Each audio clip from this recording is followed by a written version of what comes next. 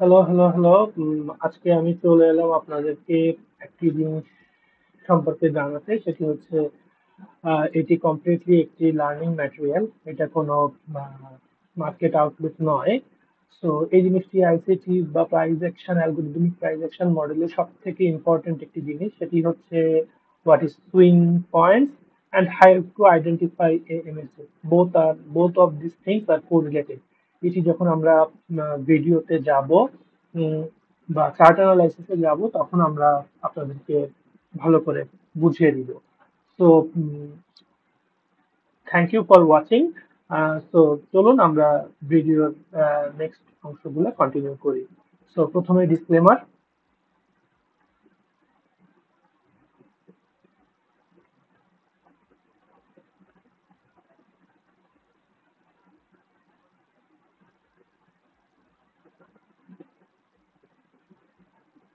So now আমরা চার্টে চলে আসি।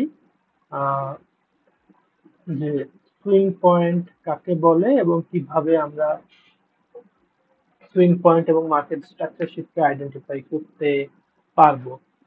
Basically market is fractal. Fractal বলতে মার্কেট কোনো মার্কেট কখনোই এইভাবে মুভ করে না। মার্কেট সবসময় মুভ করে এভাবে, লোয়ার টাইম ফ্রেমে, হায়ার টাইম ফ্রেমে, সব টাইম ফ্রেমে মার্কেট বেসিক্যালি এভাবে মুভ করে,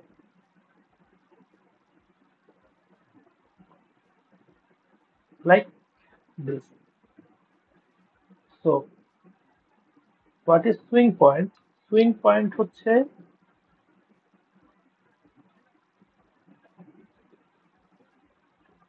মার্কেট যখন এভাবে ফ্র্যাক্টাল ভাবে মুভ করছে তখন আমরা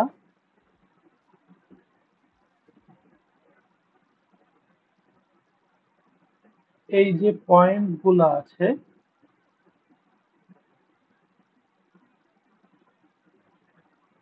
দিস পয়েন্ট গুলাকে আমরা বলি হচ্ছে সুইং পয়েন্ট।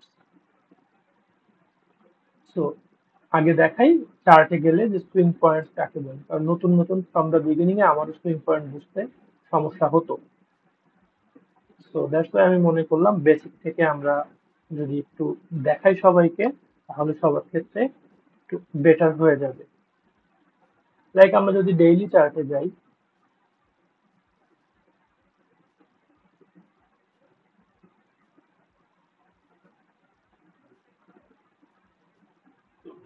দেখুন এটি হচ্ছে সুইং পয়েন্ট, এটি হচ্ছে সুইং পয়েন্ট। মার্কেট মুভ করছে বেসিক্যালি, বললাম মার্কেট ইজ ফ্র্যাক্টাল।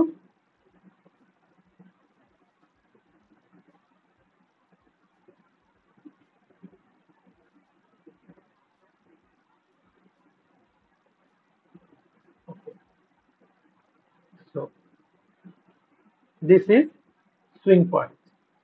আচ্ছা, সুইং পয়েন্টস আরো ভালোভাবে দেখার ওয়ে হচ্ছে আমরা যদি ক্যান্ডেল চার্ট থেকে আমরা যদি লাইন চার্টে নিয়ে আসি তাহলে আরো সুন্দরভাবে আমরা সুইং পয়েন্ট গুলাকে মার্ক করতে পারি। Swing low, this is swing high, this is swing high, this is swing low, this is swing low. So এভাবে আমরা সুইং পয়েন্টস কে বের করতে পারি। আরো যদি আমরা দেখতে চাই, সুইং পয়েন্ট বেসিক্যালি তিনটা ক্যান্ডেলের সমষ্টি।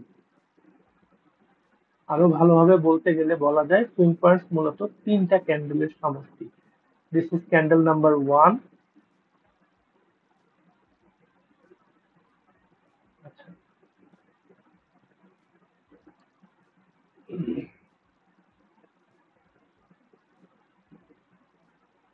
this is candle number one, this is candle number two, this is candle number three. So swing points বোঝানো হয় এবং এই ক্ষেত্রে এটা গেল। এখন এর সঙ্গে যদি আমরা এইখানে সুইং পয়েন্ট দেখতে পাই, এখানেও দেখা যাবে তিনটা ক্যান্ডেল, একটা, দুইটা এবং তিনটা ক্যান্ডেল। সো যখনই তিনটা ক্যান্ডেলের মধ্যে হায়ার হাই ফর্ম করে, একটা ক্যান্ডেল এর উপরে একটা হায়ার হাই, একটা higher low, high, higher high, higher low, তখন সেটাকে বলা হয় সুইং হাই। ইভেন এদিকে গেলে low, lower low, lower high, that's swing low. এখানে গেলে এটাকে সুইং লো, এটা হচ্ছে সুইং হাই। তো সবার ক্ষেত্রে অনেক সময় প্রবলেম হয়, আমরা যখন নতুন নতুন মার্কেটে এসেছি আমারও প্রবলেম হয়েছে যে আমরা এইটাকে ধরতাম হয়তো সুইং লো, বা এইটাকে ধরতাম সুইং লো, কিন্তু সেটা না। সুইং লো হবে আমার তিনটা ক্যান্ডেলের মধ্যে যেটি সব থেকে লো।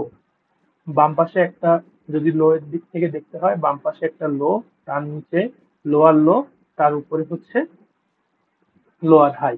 আবার সুইং হাই যদি ধরতে হয়, হাই, তার উপর higher high, higher low, higher লো।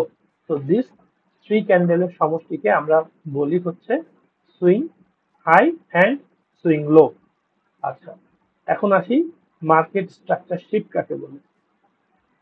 বেসিক্যালি মার্কেট যখন এভাবে ফ্র্যাকটাল ভাবে নিচের দিকে মুভ করতে থাকে, আস্তে আস্তে নিচের দিকে মুভ করতে থাকে, কোনো একটা জায়গায় এসে মার্কেট উপরের দিকে আবার রিভার্স দেয়,